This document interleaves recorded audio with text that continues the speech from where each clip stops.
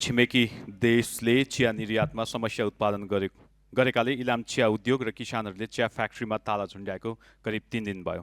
भारतीय चिया बोर्डले स्ट्यान्डर्ड अपरेटिङ प्रोसिजर एसओपी नामक नयाँ मापदण्ड लिएको छ।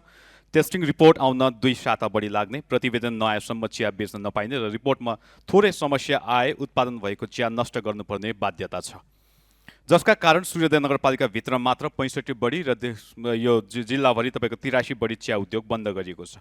तर यति संवेदनशील विषयमा सरकारको ध्यान पटक्कै गएको छैन।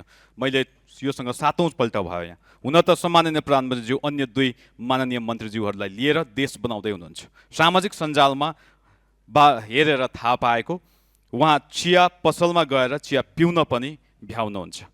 तर वार्षिक 3 करोड बढी तयारी चिया निर्यात हुने र अर्थतन्त्रको मेरुदण्डको रूपमा रहेको चिया उद्योगी र किसानको समस्या समाधान गर्न उहाँले फुर्सद पाएको देखेको छैन।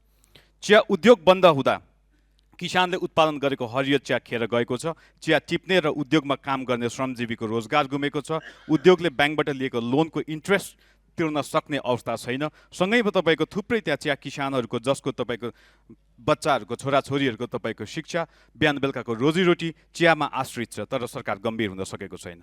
मैले चियाको समस्या पटक पटक सदनमा उठाएको छु सभामुख महोदय। सम्माननीय प्रधानमन्त्रीज्यूलाई औपचारिक अनौपचारिक फोरमहरूमा भेटेर पनि भनेको छु। सँगैमा परराष्ट्र मन्त्रीज्यूलाई, ऊर्जा मन्त्रीज्यूलाई पनि मैले भेटेर भनेको छु, तर हालसम्म हुन सकेको छैन। त्यसैले तत्काल सभामुख महोदय मार्फत सरकारसँग माग गर्दछु कि चिया निर्यात खुलाउन G2G पहल गरियोस्, चिया निर्यातमा डिप्लोमेटिक एक्सर्साइज बढाइयोस् र दीर्घकालीन समस्या समाधान गरियोस्। चिया टेस्टिङ ल्याब निर्माण पुरा गर्न अगाडि बढाइयोस्।